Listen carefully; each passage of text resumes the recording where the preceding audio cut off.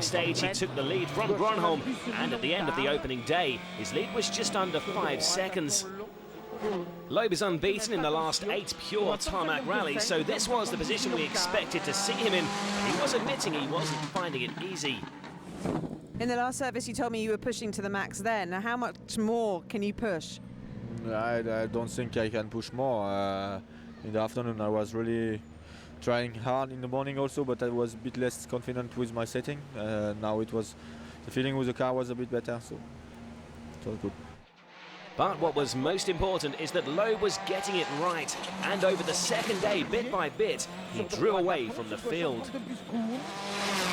Loeb won 5 of the day's stages, but Gronholm was second on 5 of them too. So not only was he hanging on to second place, he was also drawing away from Dani Sordo in third. Those 2 extra points could be very important come the end of the season.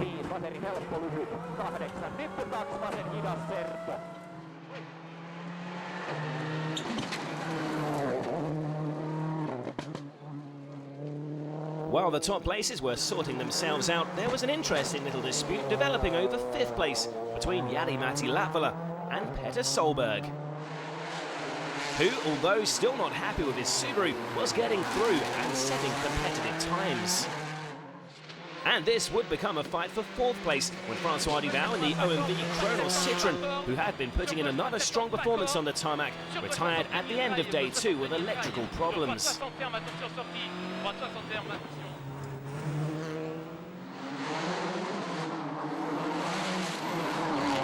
Solberg won here amongst a day 3 rainstorm in 2003.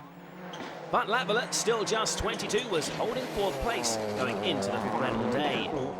He maintained his advantage of over 6 seconds through the first 2 of the day 4 stages, but on the penultimate stage, Solberg reduced this to 3.9 seconds. Lots of pressure on the young Finn, who must be amongst the candidates to replace Marcus Gronholm in the Senior 4 team, but he responded magnificently, beating Petter by nearly 8 seconds on this final test. Malcolm Wilson might be taking note of this performance.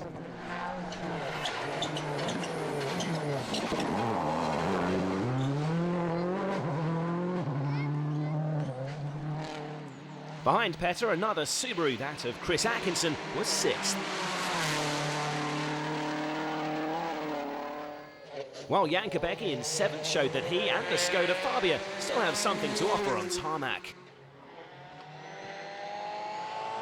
Dani Sordo has plenty to offer on tarmac too, and he was on his way to 3rd place, despite a few shaky moments on the final day.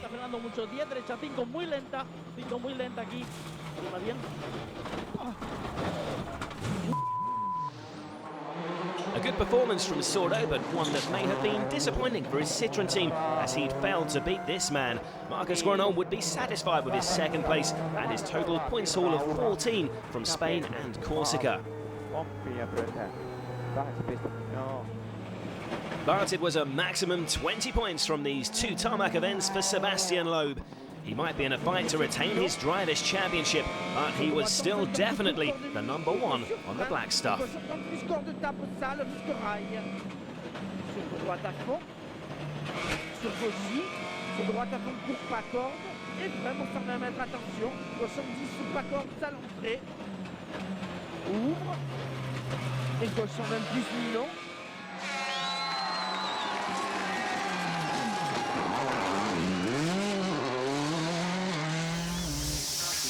Nine stage wins in all for Loeb, on the way to that 23.7-second winning margin.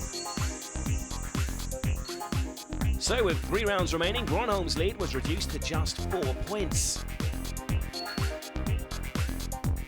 And in the manufacturers, Citroën reduced Ford's lead for the 2nd rally in a row, but they were still 32 points behind. Next season, Suzuki will be appearing in those standings. Corsica marked the debut of the SX4 in the WRC, as the teams sought to get some racing experience under their belt before they enter the championship full-time. France's Nicola Bernardi was the man at the wheel, and despite retiring with mechanical problems on day 1 and 2, they made it to the end under the Super Rally rules, registering some very useful competitive kilometres.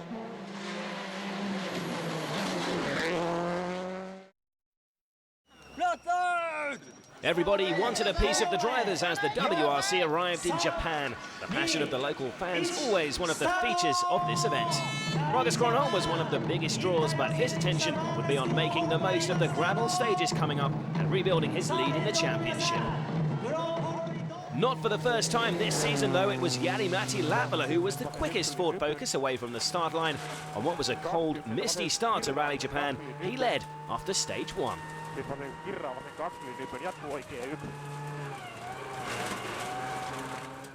But over the following two stages, Gronholm found his rhythm and moved into the lead. And it was all looking good for the big Finn as he entered stage 4, the short Rikobetsu test, as Latvala and Mikko Hirvonen were both ahead of Sebastian Loeb.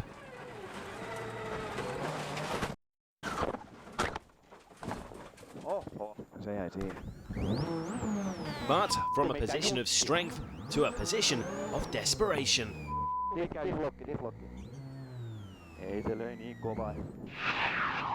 The data showed that the championship leader was too quick into that corner. He would lose a minute trying to get out of there. Definitely the wrong time to make a mistake, but worse was to follow.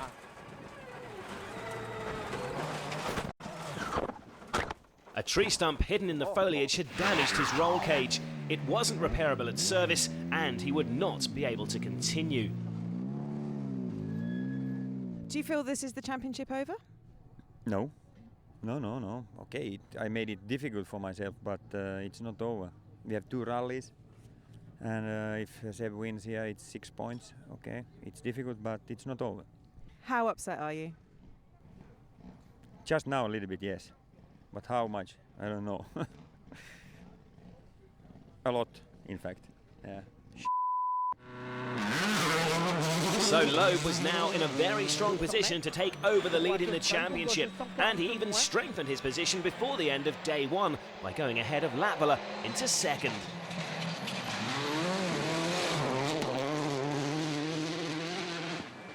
Hirvonen was still the leader at the end of the opening day, his advantage over Loeb 10.3 seconds.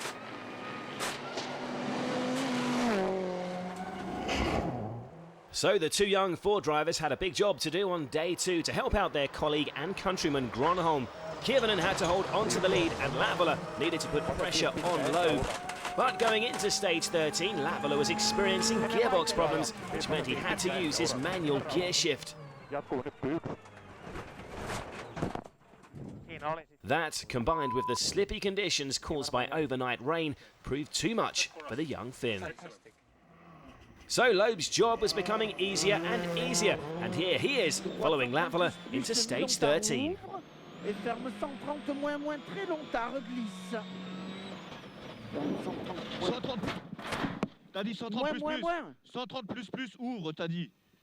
There seemed to be some debate in the car about what had happened. The only thing that was certain was that he and co-driver Daniel Eleanor were going no further today, and it appeared it was co-driver error. What happened? Ask the co-driver. Mistake in the notes, so okay, it happens. I went too fast in the corner, so I couldn't do anything. You say a mistake in the notes. That was you making the wrong pace note or the wrong pace note called? Wrong call. It was good in the pace in the notes, but okay, first time in 10 years that he makes a mistake. Maybe not the best time to do it, but it's like this. At the breakfast, I got the info from Timo that Seb is off the road. Yeah, it's again back to what it was before the rally. Same difference. With the WRC's 2 leading lights out in dramatic style, there was a chance for a number of drivers to make their mark. Mikko Hirvonen now had a big lead and was on his way to his 2nd win of the season. Danny Sordo was in 2nd place, which would be his best finish on gravel. Henning Solberg in the Stobart VK Ford Focus would go some way to make up for the disappointment of Latvala's retirement with his 2nd podium of the season. He was now 3rd. While his teammate, Britain's Matthew Wilson, would get the better of Luis Perez Companc in a fight for 4th position, his previous best placing was 8th.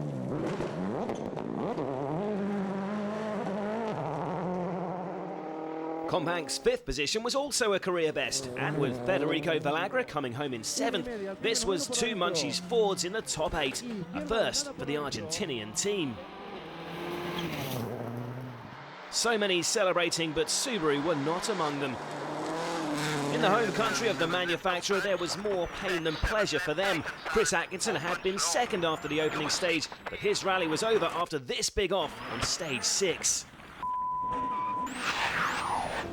Look at the damage that tree does to the Subaru.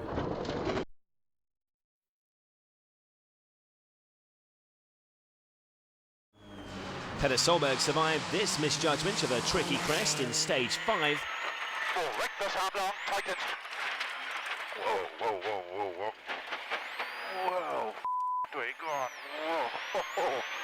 But soon after, he was radioing in to report he'd come to a standstill with gearbox problems. While Chevy Ponce was another to get it wrong on the greasy day 2 stages.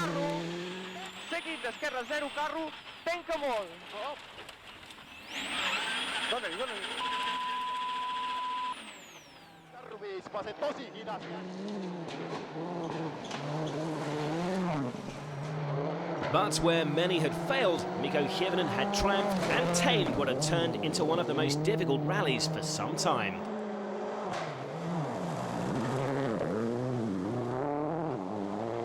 After all what happened, you know, it's a fantastic result, and the drive what I did was exactly like we planned, and everything worked properly. So first he just wanted to help Markus, then he went off, so I needed to fight against Sebastian.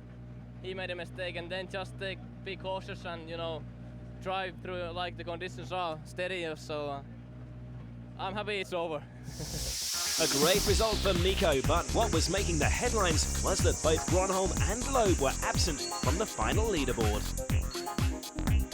So everything remained the same in the Drivers' Championship after round 14. Gronholm still 4 points ahead.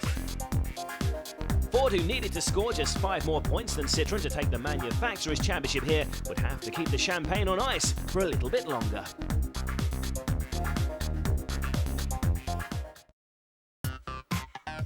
Ireland has a great rally heritage. Winning a place on the WRC calendar is a big deal, and the Irish were determined to make this a rally to remember. It began in Belfast on Thursday night with a super special in the grand surroundings of the Stormont Parliament building, home to the Northern Ireland Assembly. The highlight of the evening, the head-to-head clash between Drivers' Championship contenders Markus Gronholm and Sebastian Loeb. And it was the Finn who struck the first blow, beating Loeb by 9/10 of a second. From here, the rally moved to its base at Sligo City in the Irish Republic for the remaining 19 stages, which were situated on both sides of the border. Ireland provided a stunning backdrop for this rally, but it was the narrow, bumpy, muddy and rain-soaked stages that would live in the crew's memories. Many of the leading WRC names came unstuck in these conditions. Henning Solberg gave his temporary co-driver Goran Bergsten a nasty introduction to the WRC with this off on day 1. While Chris Atkinson's Subaru also ended up in a roadside hedge.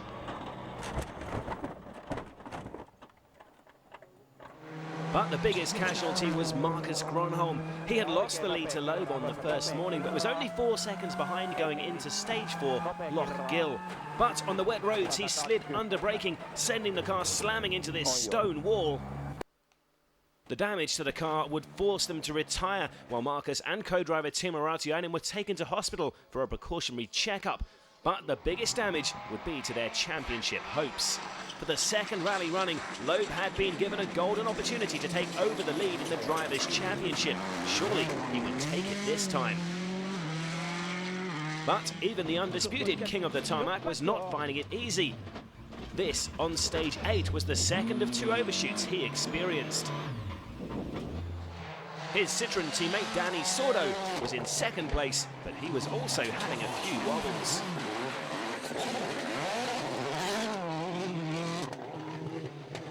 One of the few to get through day 1 without incident was Jari-Matti Latvala. He was the leading Ford driver in third, but he knew these stages had to be respected. The first stage in the morning, I had a feeling that this is going to be a long day and very difficult, but the confidence was building up step by step, and car has been working really, really well. So it has been a big challenge, but that's what rallying needs to be. Latvala was up to the test, but still well over a minute behind the Citroens going into day 2. The 22-year-old Finn was seeking his first podium finish in the WRC and nearly improved to second as the fun and games continued on day 2. When Danny Sordo went too wide at this stage 12 corner, he became beached on a rock.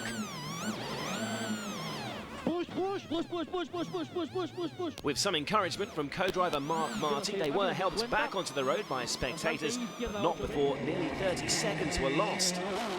But Rally Island was a great leveller, and 2 stages later, Latvala suffered a similar fate.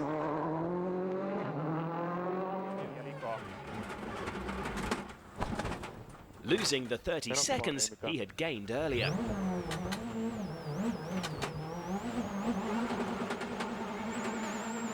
Behind Latvala, in the absence of Gronholm, Mikko Hirvonen was carrying the hopes of the BP Ford team, and he was under orders to just get home in the top 6, as that was enough for the team to finally claim the manufacturer's title.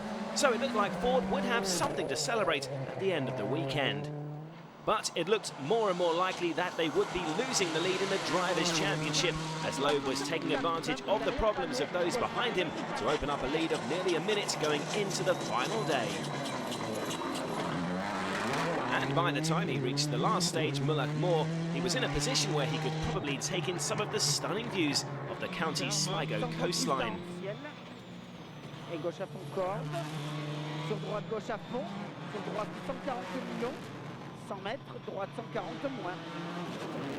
With Sordo wrapping up second, this was a good weekend for Citroën. Latvala got home in third, claiming his career best finish. Hirvonen did his job, finishing fourth, while Petter Solberg claimed a satisfactory 5th place, while Guy Wilkes also recorded his best WRC finish in 6th. But Loeb was the winner, and that saw him turn a 4-point deficit to Gronholm in the Drivers' Championship into a 6-point advantage. But Mikko Hirvonen's 4th place would mean Rally Island would end with a champagne moment for Ford as they claimed their 2nd successive Manufacturers' Championship.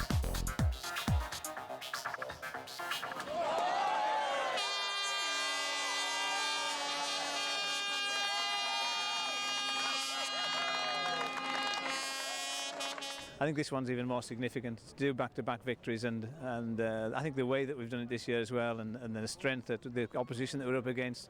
You know, Sebastian was here for the whole season, and obviously Danny's a very strong combination, and to actually manage to do it before the final event, it's great in one sense because it's taken the pressure off that the guys now can really drive flat out and try and help Marcus get the get the win, obviously, but and then try and keep Sebastian further back down the field.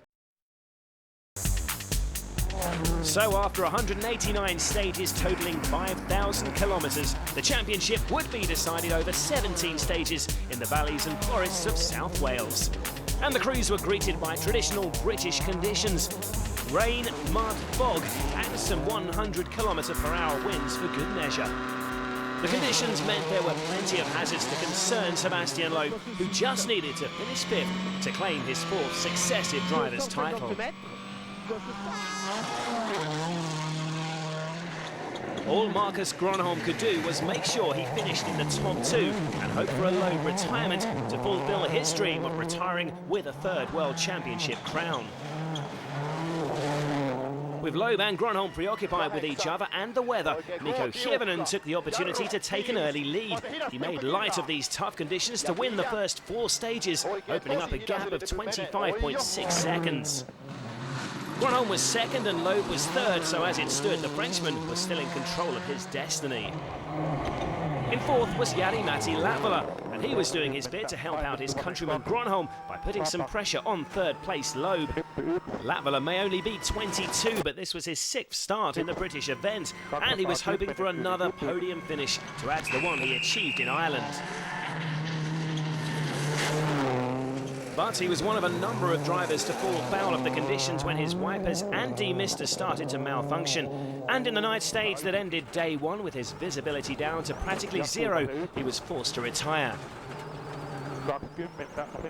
He did return under the restart rules, and without the pressure of battling for the top places, he went on to record 9 fastest stage times, a sign of what might have been. Latvala may have been attacking the stages, but for our leading contenders, it was a case of defending what they'd got. Kievanen continued to build on his lead through the second day, while Gronholm and Loeb maintained their top 3 positions.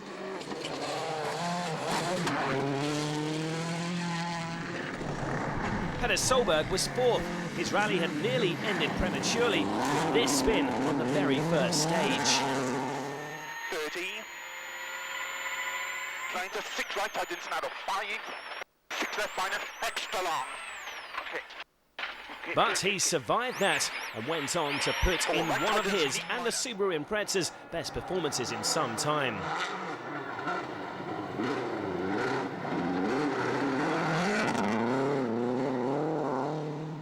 Danny Sordo was 5th.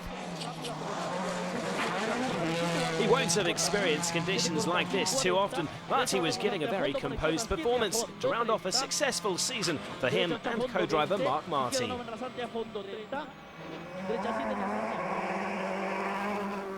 Chris Atkinson had started strongly before he was slowed by the conditions.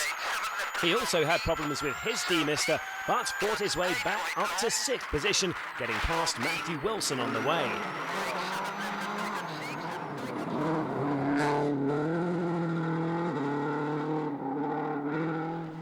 But Wilson, buoyed by 2 consecutive point-scoring finishes in Japan and Ireland, was not going to give up his place without a fight. He hung on to Atkinson, and when the Australian was bothered by setup problems, the Stobart VK driver surged ahead to make 6th position his. Somebody who wouldn't be troubling the point-scoring places here was the 18-year-old Norwegian driver Andreas Mikkelsen. His car was sent into this huge roll after clipping a rock on stage 9.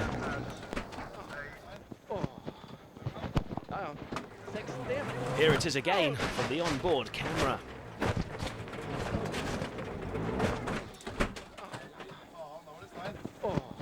Mikkelsen and co-driver Ola Floen walked away unscathed. Meanwhile, Loeb had been ticking off the stages as he got closer to that driver's title. While Gronholm was now looking resigned to the fact that he would have to settle for 2nd place in the Drivers' Championship and also on his last ever event. Although in the very last stage, Kievanen nearly handed him the win when he spun early in the stage.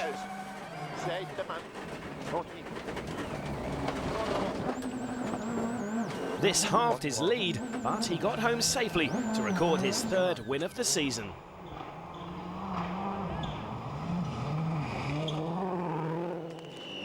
Gronholm made the finish line without incident, but his career would be ending on a slightly disappointing note. Kiitos näistä vuosista.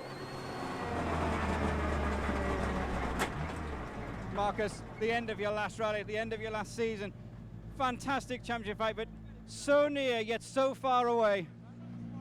Yeah, okay. I knew when I started this rally that it will be difficult, and it was difficult. Okay, that's how it is. Seb took the championship. I made a mistake in Ireland, which cost me probably the title, but okay. What can I do? Anyway, quite happy with the career. So. Gronholm has had a fantastic season and put Loeb under more pressure than he had been in any of his other championship-winning seasons. But yet again, it was the Frenchman who was the season's #1 driver, and he'd also equalled Tommy Mäkänen's record of 4 World Drivers' Championships in a row. And of course, Daniel Elena was again the champion co-driver. A great leaving present for Citroën team boss Guy Frekkeland, who was also retiring.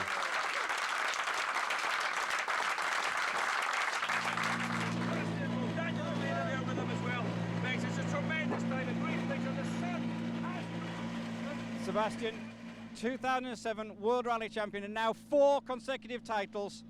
Yeah, it's incredible, huh? When you would think how we started with nothing 10 years ago, and Now it's 4-time world champion. For me, it's incredible, and this year will especially stay a very good memory for me because it was a hard battle all the season. Very hard battle with Marcus, and finally we get the championship with only 4 points lead. It's not the same than with 40 like some years ago. So no, it's really good moment. Third position then was good enough for Loeb in Wales, but he had notched up 8 wins altogether this season. His eventual points total was 116, 4 more than Gronholm. Mikko Hirvonen ended the season in third, Danny Sordo fourth, and Petter Solberg fifth. Ford had, of course, already wrapped up the manufacturer's title. Their final points tally 212. Citroën second here, but it was them who would end the season celebrating, courtesy of Monsieur Loeb. World champions, and the big smile and the team picture. And what a picture it is for Sebastian Loeb.